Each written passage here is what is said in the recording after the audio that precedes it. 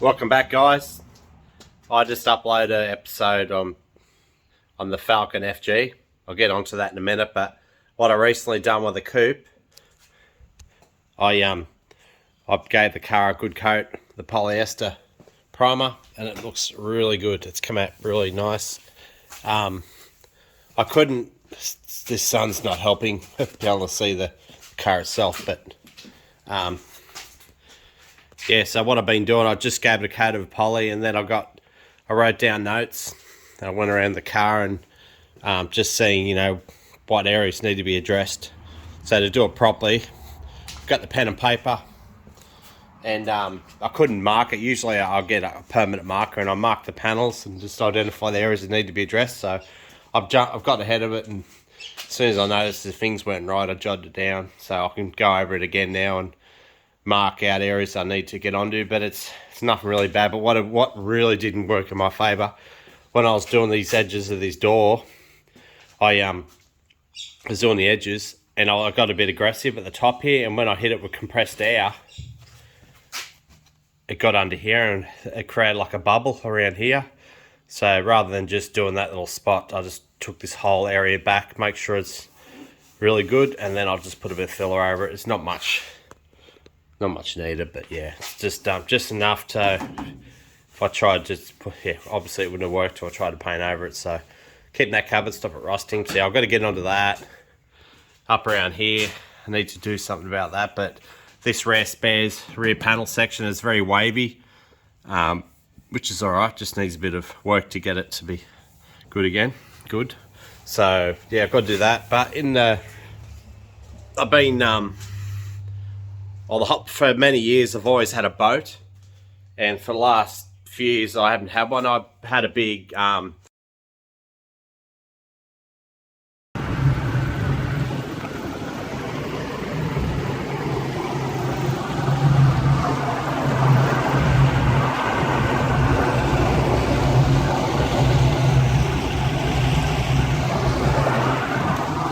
fucking smick, man. Yeah, I had a half cabin boat called a Swiftcraft Explorer. It was like 18 foot, big boat. Had a big Mercury V6 outboard on it, 2.5 litre. It was a beast of a boat. Went really hard, but it was a lot of work trying to look after it. The trailer needed a lot of work. I couldn't keep the thing covered properly. The wind kept blowing it off, and at the time, I think I didn't have this. I didn't have the coupe, but I had a lot going on. I'd have thought, no, I'll just let the boat go. Sold 5.5 grand. Some bloke come from top end Queensland and picked it up. And then I realised COVID had come on and the boat price just went through the roof, and I couldn't justify spending heaps of money on a boat. So I held off, and it's got to the point now where my son's 14 and he hasn't really got much memories of me and him going out in boats, only like when he was younger and that. So I was thinking I might sell my FG Falcon, the silver one, and put the money towards getting a boat. But this time I'll get something a little bit newer, probably an inboard. Nothing outrageous. So I got the FG Falcon, got out in the driveway and gave a good wash, a good clean up. And the car's been parked up here now for a while. I don't drive it much at all now. So it's been sitting here doing nothing. And I decided, yeah, I'll go to clean up, vacuum, but go looking smick. And then I took for a drive down the road and realised it hasn't got a tacho or temperature or a fuel gauge, and I'm like, oh shit. So the previous video was all about that. I'm not going to go on the depth, but yeah, I was looking at, yeah, getting this car ready. It's good now. I could easily put it on the market, but I'm starting to think because of the Ks on it, it's got 320,000 kilometres. There's not going to be a real lot of people. I've noticed when I've stuck it on when I put the car on, I got on this Facebook group and I asked people what they reckon it's worth, and just some of the boneheads, the people on there, just, it's like when people advertising Falcon coupes and all the keyboard warriors get on there and start voicing their opinions, and I just can't deal with it. I'm just like, whatever. Obviously I know it's got a lot of Ks on it. It's not going to be favourable for a lot of people, but I wasn't going to list it for ridiculous money or anything. I was going to put a price, you know, it's fair to the K's on it. But I'm starting to think now, The LPG car, I've noticed there's heaps of, well not heaps, there's plenty of service stations in my area, LPG, but when you go in the inner New South Wales country areas, they haven't got LPG service stations, and all the crap going on in the world, and this apparent gas shortage, don't know how they work that out, but I think it's pretty risky to rely solely on an LPG car.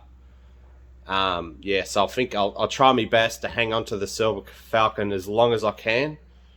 I could change my mind overnight, but it's hard because I like to keep that car in case there's a fuel shortage or something happens. I could just get in that car, drive it. It's all good. But so I'm going to finish, put the cluster back in the car, then I'll wrap it up, take the battery out, but this time I'm not going to leave the battery in it.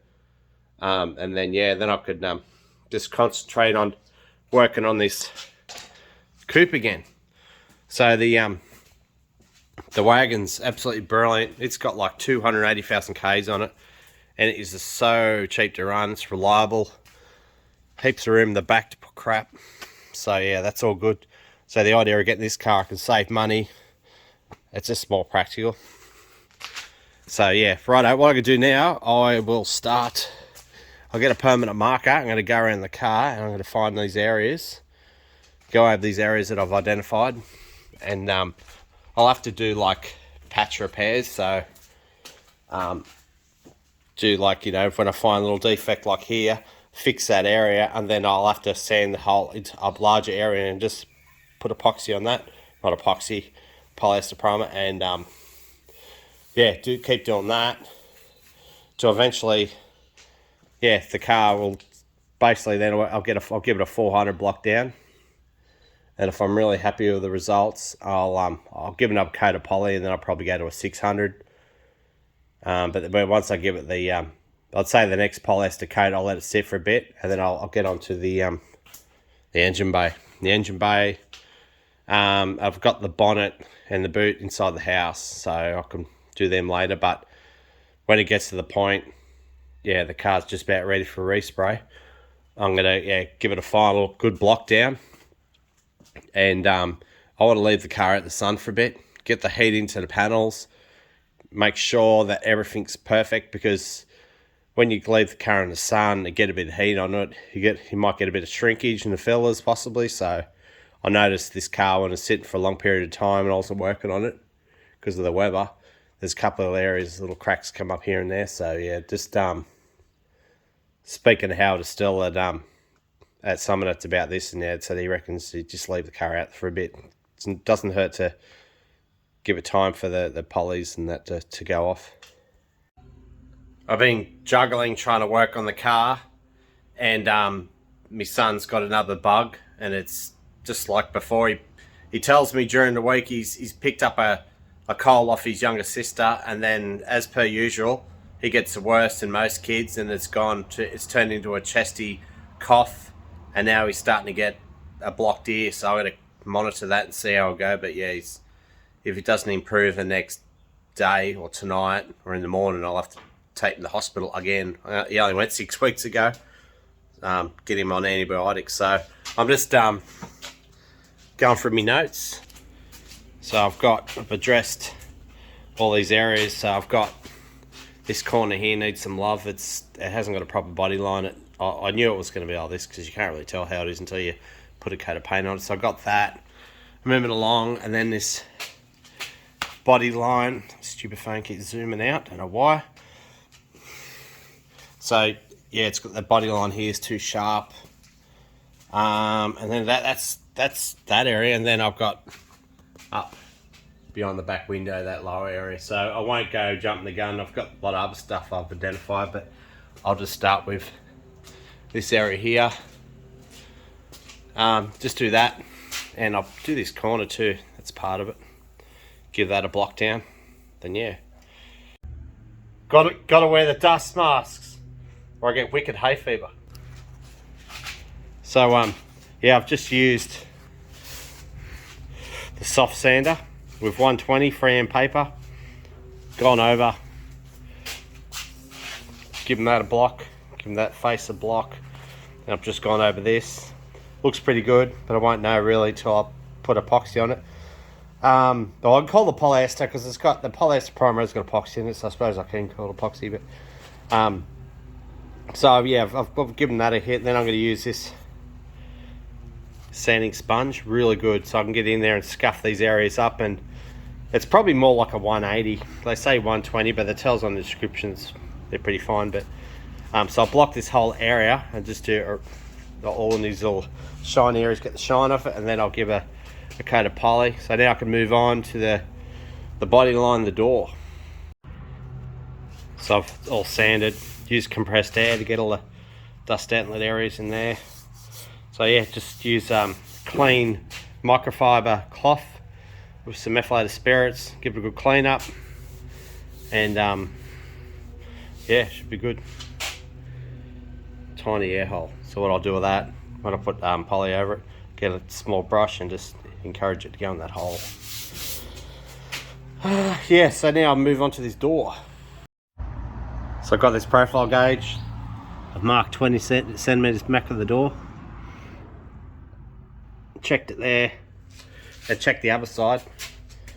They're pretty much identical, but yeah, when I look at this in the reflection, you can see a slight bit of too much of a sharp edge. It's more obvious when you compare this here to here. So what I'll do, I'll roll this car over a bit more.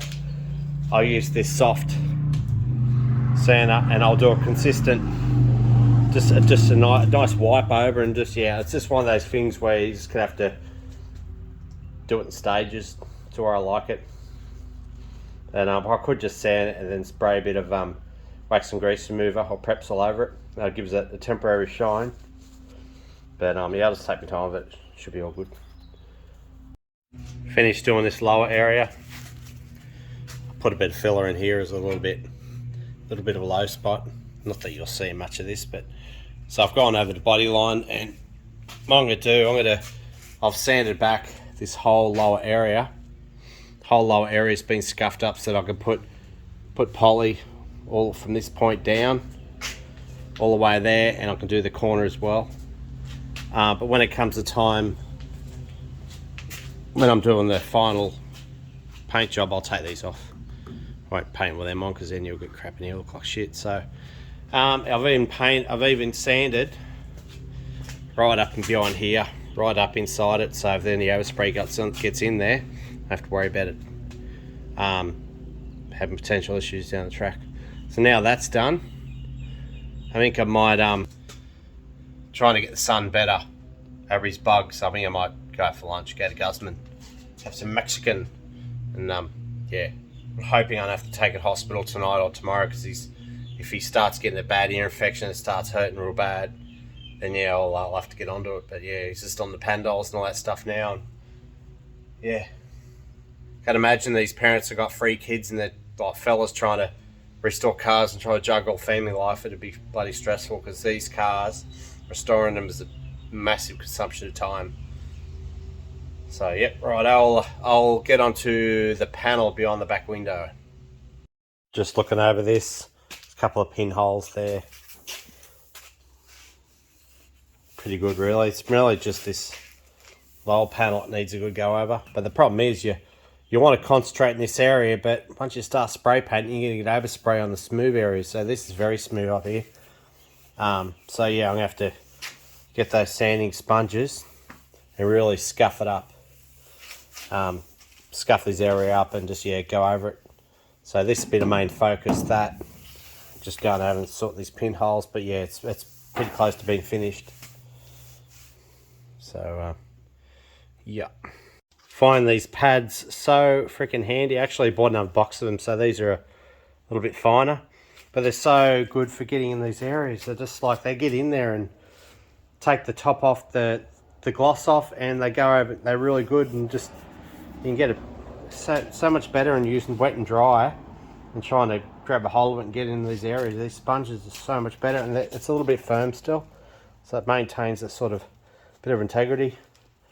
So I'm going to do now, I'm going to get a more one of those bigger sand blocks. I'm going to start, I'll do a 120 over this rear panel, and I'll say I'll be using more filler on the upper side there because it's pretty wavy.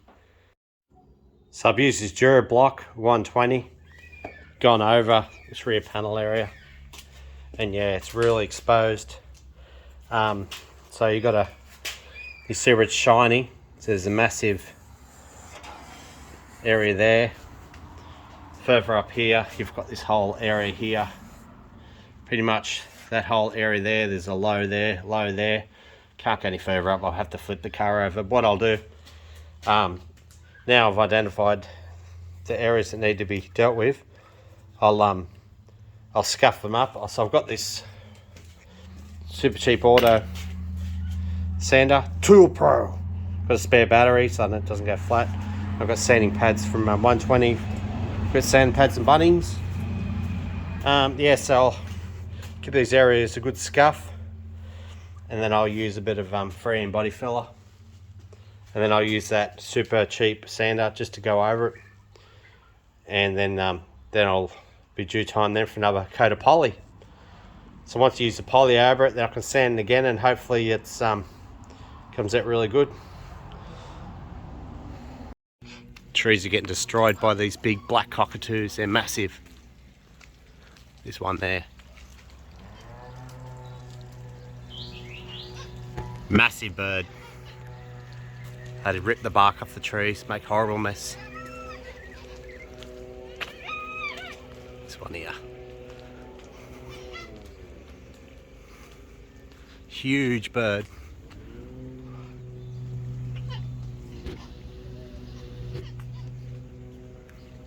They don't seem to care what I'm doing.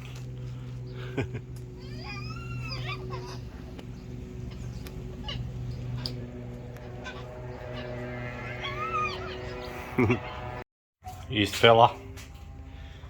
Got that part of it done. Just got air bubbles. So I've got to get some body filler and just work it in those areas. Now I'm going to do this area that's very wavy. Yeah, it's shocking. It's the way it is, rare spares item. Lucky they even make these parts. So yeah, I'll give that a go over with the orbital sander, and then I'll put some body filler in it. When I refitted this back window, there's every chance in the world that it could have been out because this whole lower section was pretty much gone.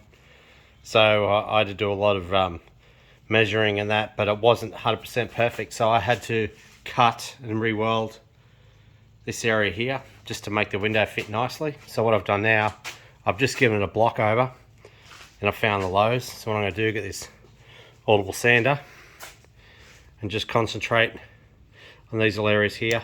Clean up.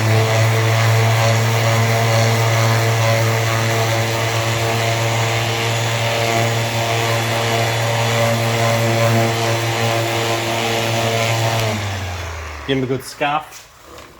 That way, there's a few areas there I've got to do, but you get the gist of it. Done there. So then I'll just use some methylated spirits. This stuff's great because it cleans as well as it evaporates really quickly. So yeah, put some filler in it now. Put some filler in here, scuff that up a bit more. And yeah, this whole area here, it's all wavy along there. The rest of it's alright. A few little bits here and that I'll get to. Done this area, all around here. I'm using these pad here to get right in these seal jams in there. Absolutely brilliant. All these little tight areas. Gets in there really good, all up in here.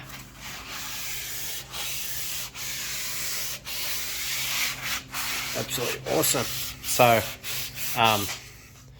yeah, I'm just getting rid of all the shiny bits now. I'm going to start the preparation stage of protecting the areas I don't want to get paint on, and get the vacuum cleaner, suck up all the dust, and yeah, I'll probably go, there's one little spot there I might look at first.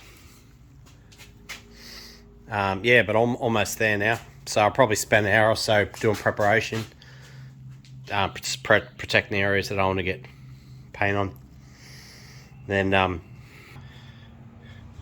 it's beer time. Beer time.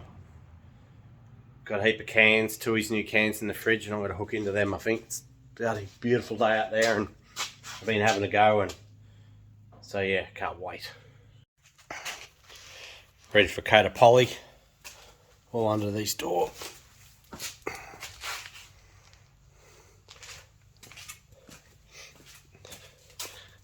Feels like you're going in circles sometimes with this sort of stuff, but it's just the way it is. So I'm going to put a line of tape probably around this part down, just enough to put a smear of just a light coat over that.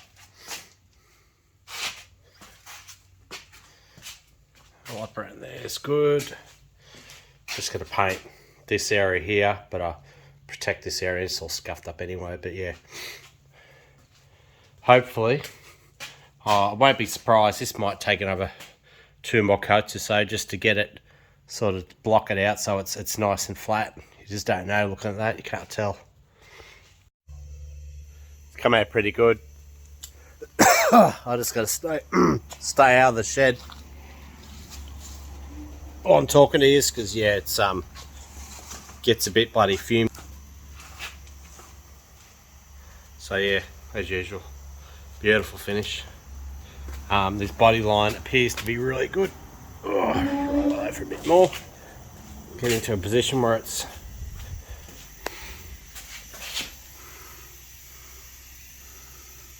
pretty good now. I'm happy with that. I'll leave it. Won't do anything more to that. This side only requires 400 grit now. Well, this is good.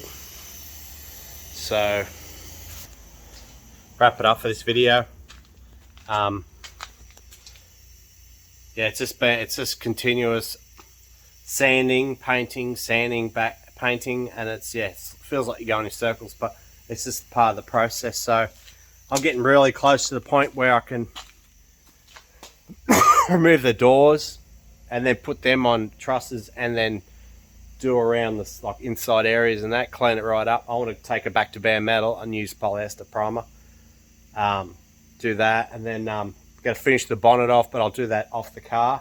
I'll have to put it back on the car to check the front and make sure it marries up properly with the nose pieces. And yeah, just got to keep plunging on. But yeah, today's been a perfect day weather-wise, and haven't had too many whole lots of phone calls and stuff. So thanks for watching, guys. I'll hopefully have a more interesting video up soon, but more likely not. It's just going in circles, the bodywork.